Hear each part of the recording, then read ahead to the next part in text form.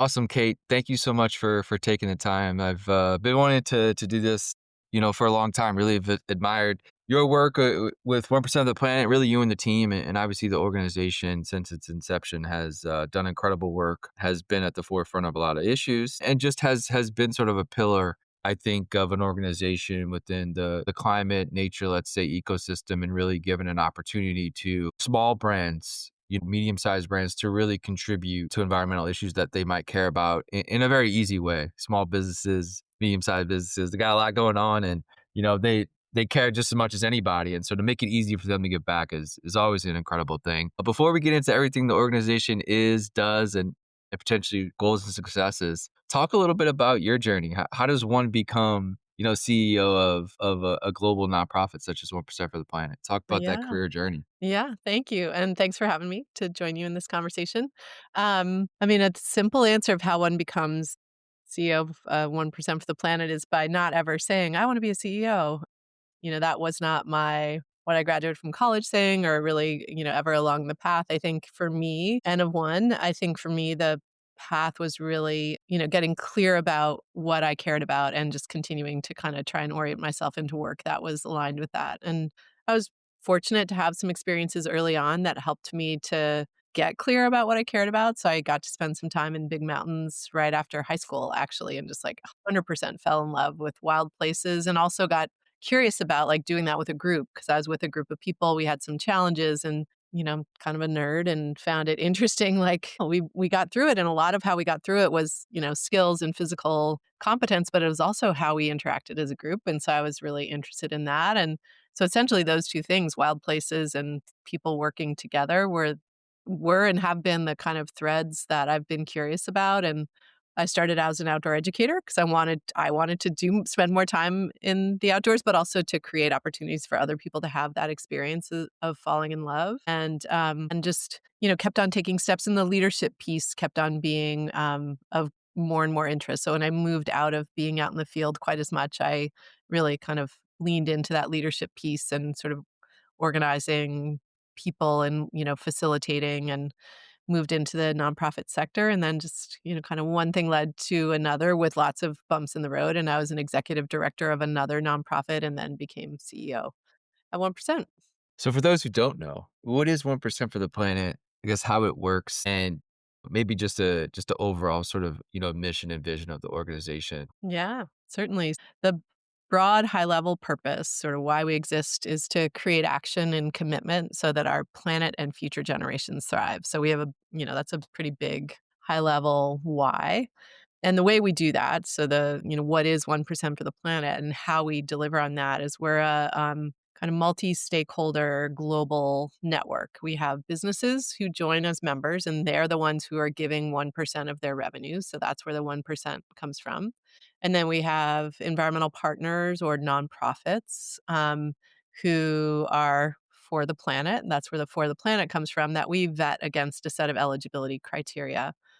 And, businesses, those business members give their 1% of revenues, profits, revenues directly to those environmental partners. And at the end of each fiscal year, we certify that they have done that. So we don't take the money in and distribute it. We're not like a foundation. Okay. We facilitate, we make sure that, the nonprofits have been vetted against our eligibility criteria. We work with the businesses to figure out what they want their giving strategy to be. We provide a lot of resources and advice and support along the way, and then we certify that the giving has happened each year. We kind of within that ecosystem, it's, like partnerships are at the heart of that. The like giving relationship, often creates much bigger partnerships. So we do a lot of work to really tell the stories of that, help brands to like leverage the opportunity of that, build events that engage, enable people to come together and really see it differently. So we really are, I use the term network in terms of the mechanics, but we really operate and feel like a community because there's just so many deep connections and relationships. I did not know that. See, I learned so much doing this stuff.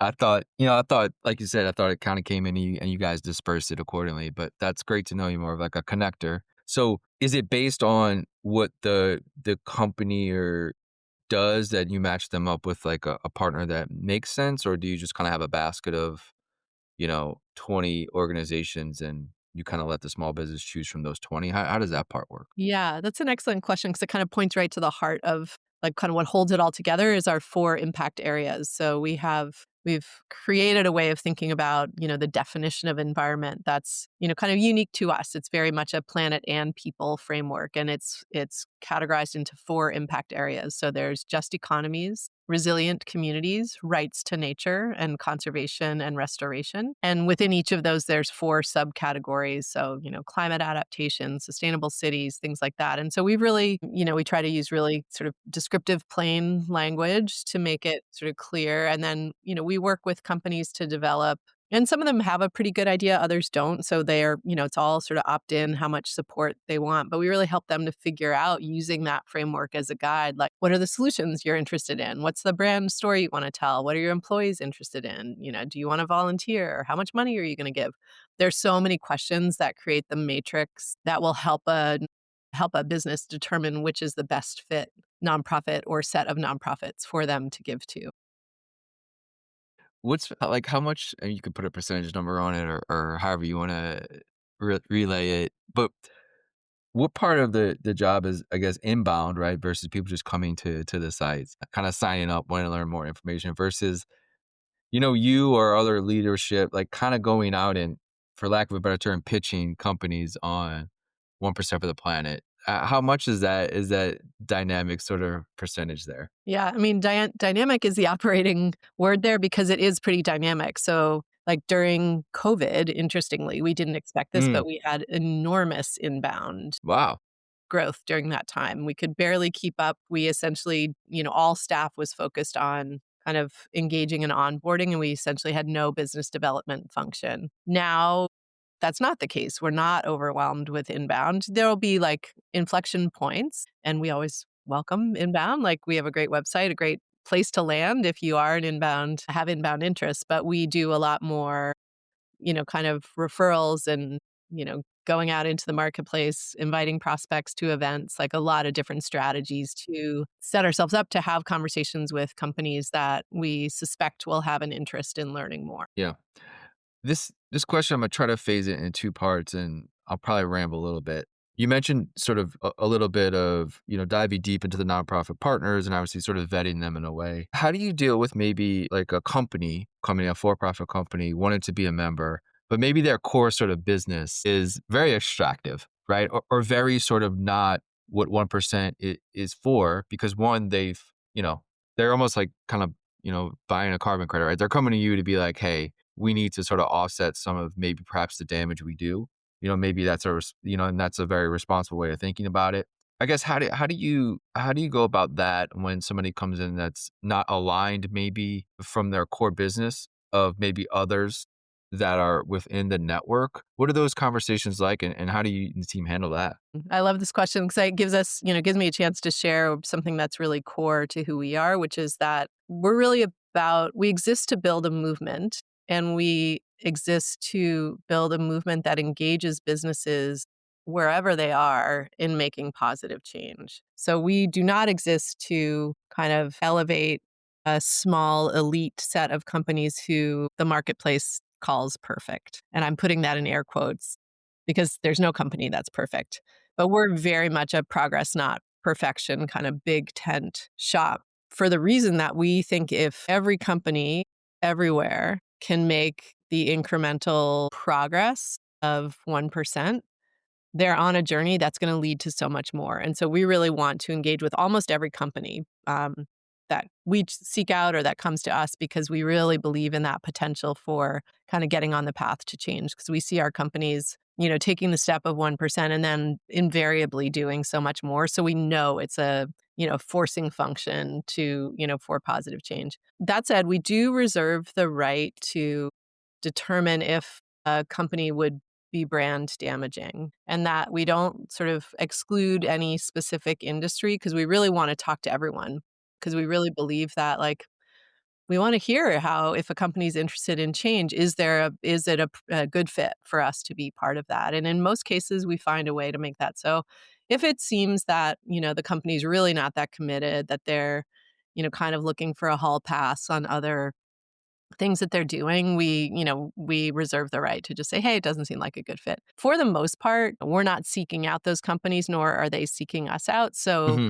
and Yeah. there's a lot of companies in the world, to like state the obvious and understate it. So we're not too worried about that because there's just such a huge potential for companies that are an amazing fit and that can make such powerful change in the world. Has there ever been any conversations with public companies? Yes, that like, how does that go? Do they need, with something like this, do they just need board approval? Do they need shareholder approval? I guess what is those obviously, you don't have to disclose anything, but I guess what are those conversations like, and how hard is that to get across the finish line versus, you know a business doing a few million in revenue that's sort of a local, company or something like that? Yeah. Yeah, I mean, most of our companies are private, Yeah.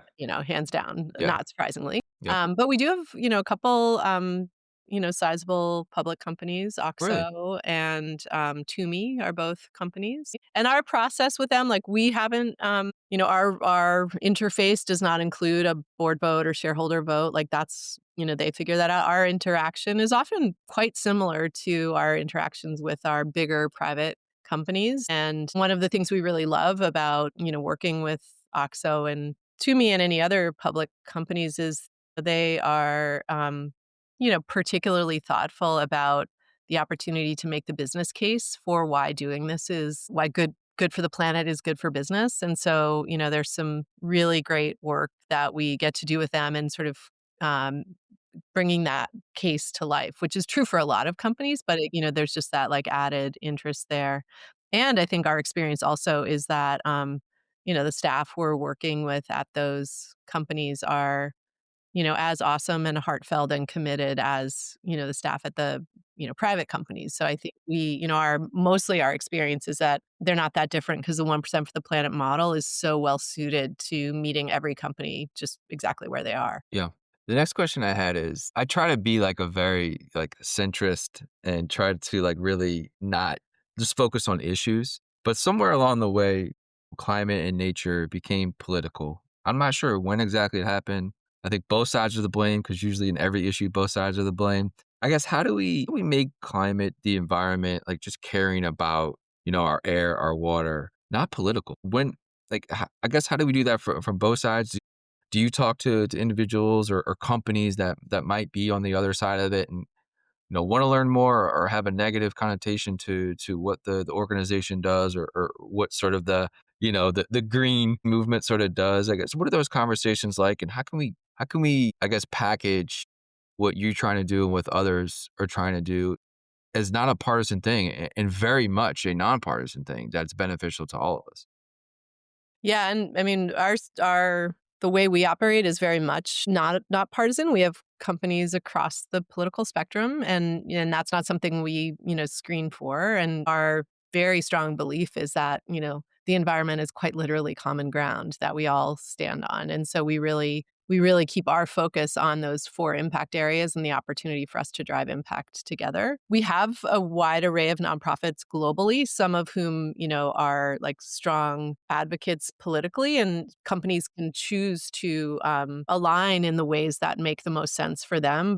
We've been in existence for close to 25 years. So through multiple different administrations, we're in 100 countries. 1% for the planet like is built for navigating dynamic systems and continuing to be this like really steady drumbeat of every business everywhere Hmm. can make this 1% commitment in any political, any economic climate. It's, in the same way that, any business anywhere is hopefully going to be investing in the assets that enable them to be successful for the long term. So, we really, that's where we keep our focus. And I think some of the things that we've done in any way as spin, but more again as that like plain spoken, clearly stated framing for our impact areas. So like resilient communities, a lot of components underlying that have to do with climate, some of which we don't shy away from using the word climate, but we also, if a better way to describe what's happening, sustainable cities, is to describe it that way, we do that because we really want for people to be able to attach to and connect their giving to, or the nonprofits to align with what they're actually doing, not, sort of, kind of words that might carry meaning that's less clear for people. You mentioned 100 countries. Phenomenal. How when you match them up, do they wanna sort of be, giving 1% to, local, let's say, in country, versus, a UK company, is they're supporting something in America or Canada or Asia? Do companies do you is that sort of a top line thing where you guys say, "Hey, okay, we're gonna try to match you up with something that affects local rather than just kind of a global thing?" What are those conversations like, and how often does that come up? Yeah.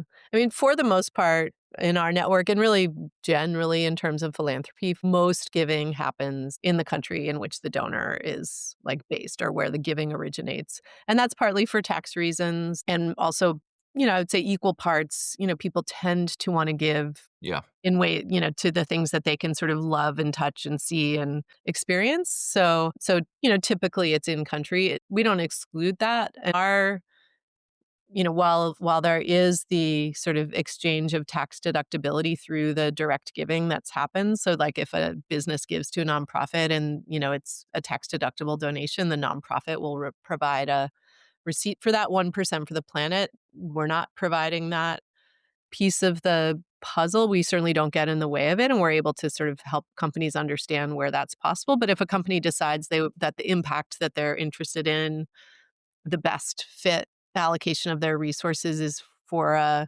nonprofit in a different country or where tax deductibility is not a possibility, they can do that. And we just, ensure or help them to like just understand any of those implications. And so that is part of the kind of matrix. What are you trying to solve for? And where's the best place to give for that geographically? Since you guys talk to so many global organizations and more specifically like global businesses, has climate like fatigue or environmental fatigue, does that come up often where there's a little bit not as in like passionate sort of fan base maybe that there once was, or maybe you see the opposite? I'm not saying either or. I'm trying to just try to understand sort of the landscape of the sort of the market right now and the mentality of businesses and sort of giving back in this way versus another, social issue or something like that. Do you see that fatigue popping up? You mentioned, Yeah, obviously it's such COVID a was a big, shot up and and that kind of alerted everybody to a lot of different things. But since then, has fatigue set in at all? yeah, it's such a important question because and actually it's interesting you like bring back COVID because just I was just talking to someone recently. Like if you look back to 2020 and then like go through 5 years, and 5 years is like a long time, but not a long time, in the scheme of Right. things. But if you think back on 2020 and what was happening then and how things have changed, a lot of that is like cultural attitudes have changed about like the issues that were either, like, into or scared of or fearful that we're gonna get called out for, like, there has been a sea change in some of that just over 5 years, and Hmm. that, I think, gives a really good window into the answer to your question, which is we do see that change over time. We do see that our members, many of them have been able to articulate the value of 1% is that it's a through line through all those changes.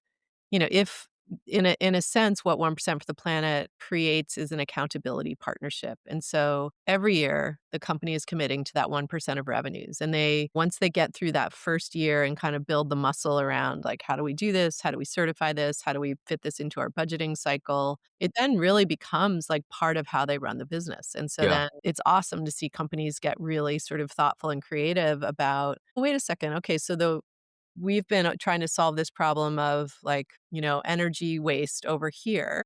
And we were tackling it as like a, P&L operational problem. We now have this 1% on the P&L. Like, are there environmental nonprofit solutions that we could bring to bear on that? Oh, yeah, cool. So it's now like it's philanthropy, but it's really strategic philanthropy because we're Totally. like matching it Totally. to that. And so I think that also then has somewhat of a like, it keeps the energy going. It, like, mitigates the fatigue potential if you're every year having to sort of decide, like, "Do I wanna give? What do I care about? Like, why do I give?" That you just that tire wears you out, and so then I Yeah. think that's where some of the fatigue comes from. It also makes, just kind of is a drumbeat again, I'll use that language, drumbeat for, like, a consistent commitment to the environment. I think the strategy part is so important because I think usually there's like giving and philanthropy, and you just kind of, do it as something to do because it's a tax break, or it makes you feel okay, or it there's often not much strategy around it, it feels like. But I think what you're mentioning is really cool because I'm only gonna go to this example because I just did a post on, like, waste to energy, like, startups, using whether it's, like, agriculture waste and turning that into some sort of energy or biofuel, something like that. But, like, for them as a company, right, if you have, like, a landfill or something where you're doing all this interesting waste to energy, type of build out or ecosystem, it makes total sense to be like, "Okay, let's support nonprofits who are actually going out and doing the hard work of, like, whether it's collecting waste or making it easy for, farmers or other types of waste producers to have a centralized location or easy ways to pick things up. And then that also benefits your bottom line as a for-profit company. So I think there's a really lot of interesting ways around strategy and how to utilize that for the planet, but also the bottom line. Absolutely. Yeah, I think that's a great way of thinking about it, and we really do try and emphasize, and our founder, Yvon Chouinard, like, one of the, kind of quotes and points that we touch back to from way back at our founding was that we shouldn't think about it as philanthropy, we should think about it as strategy and core operational allocation. Yep. That was his key differentiator when he Mhm. did everything, was that this doesn't have to be philanthropy. It can Not be that a to be clear, it not that philanthropy is bad, but I think philanthropy in the, like, narrow meaning and kind of, like, often kind of culturally accepted meaning of, like, a nice to have that you maybe do at the end of the year, and that's not really connected to everything else that you're doing. Yeah, I mean, And what we're when you say it's not philanthropy, it's like, yeah, because it's moved in to, like, sit alongside strategy, execution, operationals, challenges, things like that, and you just put it right in the center of all of that. course. And I think he was just like, "We can compete with multi-deca-billion dollar industry. We could build a billion-dollar company in fashion," let's say, right? That there's definitely a market share that could be woven out for this. Of course, we need philanthropy and, like, early childhood education for special needs kids. There's not gonna be a billion-dollar company probably you could build Yeah. by doing Yeah. that, right? So there's philanthropy that is right, we need it to be that, that stuff is integral to our society, and I think what Yvonne did was just like, well, we can have such an impactful as a for-profit, and then, obviously that cascades into what it Yeah. is now. It's sort of there's all kind of just, I think, really unique disruptive things that he did that many can learn from, so. Yeah, and I think you're, like, nailing a key point about why we exist, why Yvon and his buddy Craig Matthews created us, and why we're set up the way we are, which is that in nonprofits, at their best and sort of by design, operate where there's not a Correct. marketplace, and Yes. where, they're Yes. not set up to, Yes. deliver market outcomes. Because a lot of times what they're trying to solve for is something that is just not gonna be, a sort of viable market solution. So what's awesome about our model is it says, okay, but there are all these businesses who have the opportunity to generate resources in the marketplace, who care about these issues that are outside of the marketplace and should care about these issues because we all are living on the same planet and it all impacts our overall economy. So let's commit to allocating these market resources to these really important impact solutions that are outside of the market. Well, speaking of market and allocation, talk a little bit about the 1% for the Planet Impact Fund. I was not familiar with this.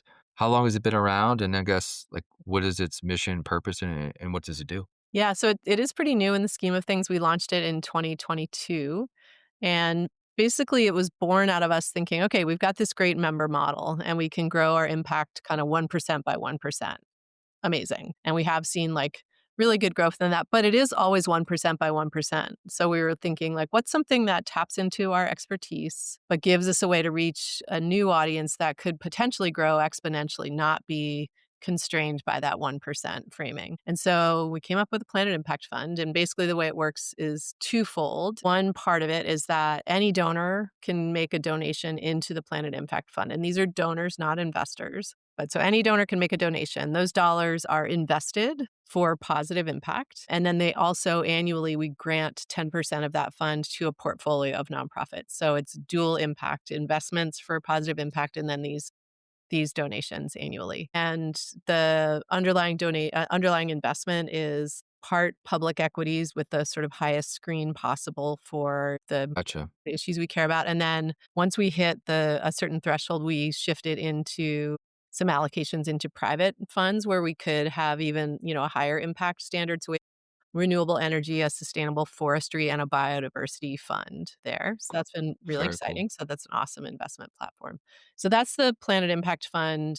And that's like the primary sort of function of it. We have also set it up so that if individuals want to set up their own donor advised funds on that amazing underlying investment platform, they can, just like they could set it up with, Schwab or Fidelity. But the key is that with us, they're going to get that values alignment that they're not going to get on some of those more traditional DAF platforms. And so that's a really nice feature. So we have a few DAFs set up there. And so, basically it lives alongside our Yeah, membership model as a way that we can drive impact. interesting.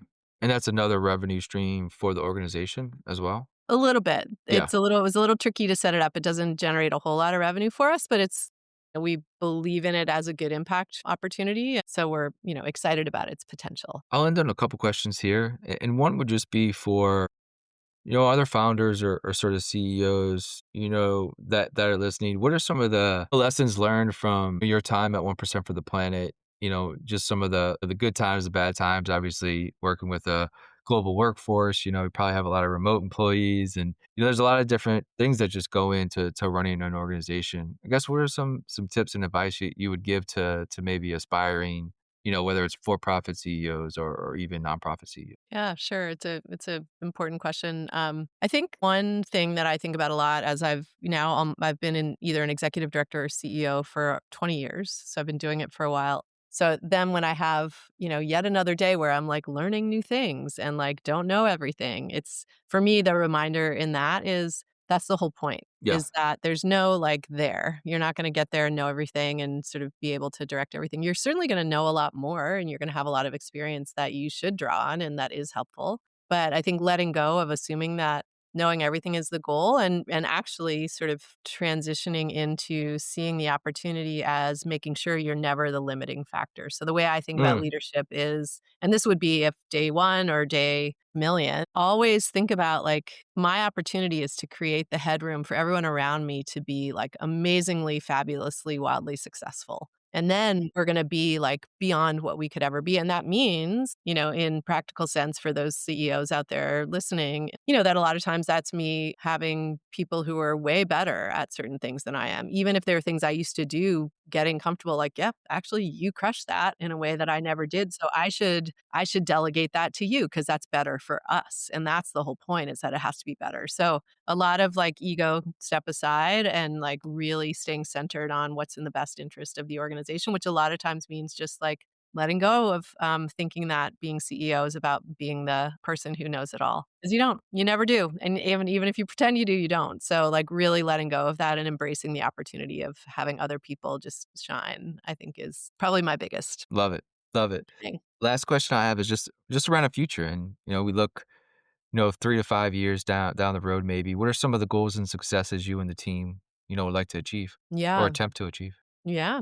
So we have certified our lifetime certified giving, that annual certification process. We keep a running tally. And at this point, we've certified just about 840 million US dollars Wow. globally. And so we are on track to get to 1 billion US dollars. So we look forward to celebrating that milestone. But then in like 5 seconds, we'll move on to how do we get to the next billion faster? Because that's really the goal. Like it essentially will have taken us probably about 25 years to get to that first billion, which is not Wow. bad, Yeah. like so much learning and movement Hmm. building along the way. But now as we cross that line, we want to have, be fully in the process of building that engine to get to that next billion quite a bit faster. We're still dialing in exactly how much faster, but, there's significant challenges that need investment and we want to be just an increasing engine for that. Amazing.